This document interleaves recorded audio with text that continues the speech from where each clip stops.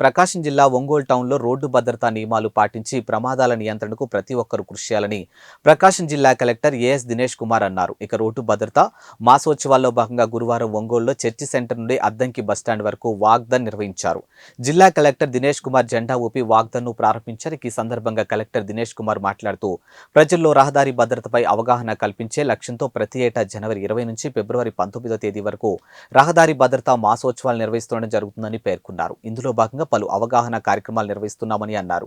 ప్రజలకు రోడ్డు నిబంధనలపై అవగాహన ఉండాలని అన్నారు. ఇక రహదారులపై ఎక్కువ ప్రమాదాలు జరిగే ప్రాంతాలను గుర్తించి అక్కడే ప్రమాదాల నివారణకు చర్యలు తీసుకుంటున్నామని అన్నారు. గత ఏడాదితో పోల్చితే జిల్లాలో రహదారి ప్రమాదాలు మరణాలు 15%, క్షతగాత్రులు 30% తగ్గుదల నమోదైందని అన్నారు.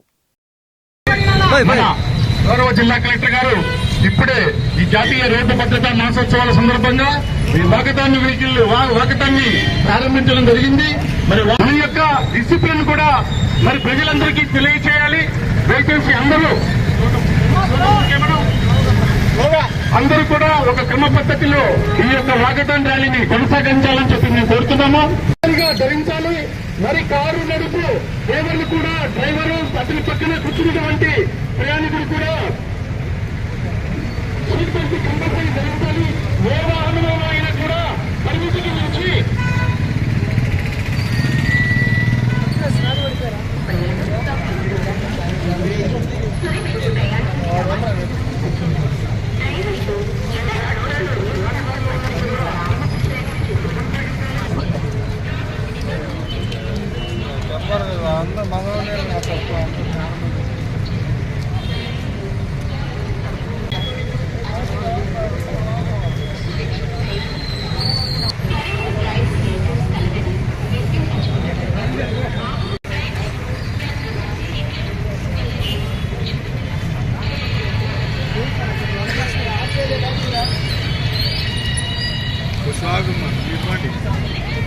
సరిపట్లు ఏందా నిలబడతాం.